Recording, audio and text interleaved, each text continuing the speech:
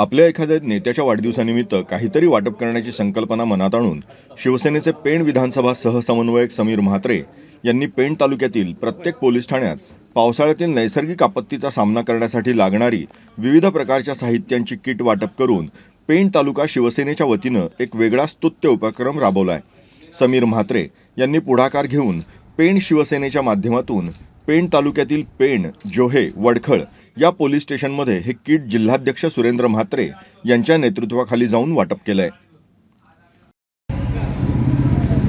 27 जुलै हा शिवसेनेसाठी एक महत्त्वाचा दिवस असतो,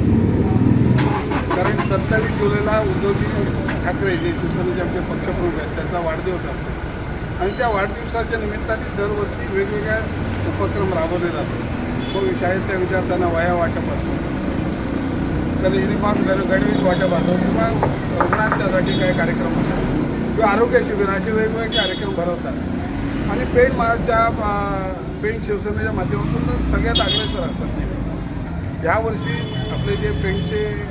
समीर म्हात्रे आहेत त्यांच्या संकल्पनेतून आणि त्यांच्या माध्यमातून जी पेण तालुक्यातली सागरी म्हणजे पोलीस स्टेशन्स आहेत त्यांना विविध ज्या म्हणजे जॅकेट्स आहेत रेस्क्यूचे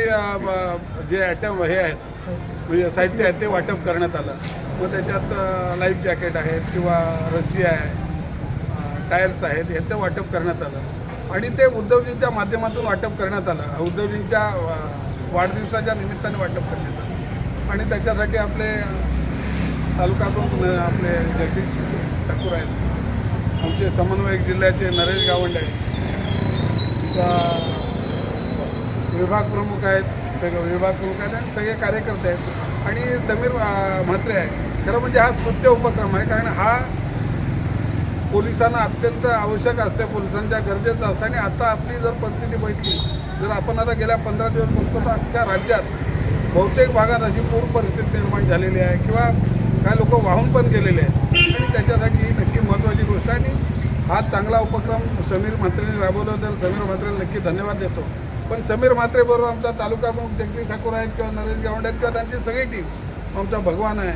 तर ह्या सगळ्यांना धन्यवाद देतो का त्यांनी चांगला कार्यक्रम राबवला आणि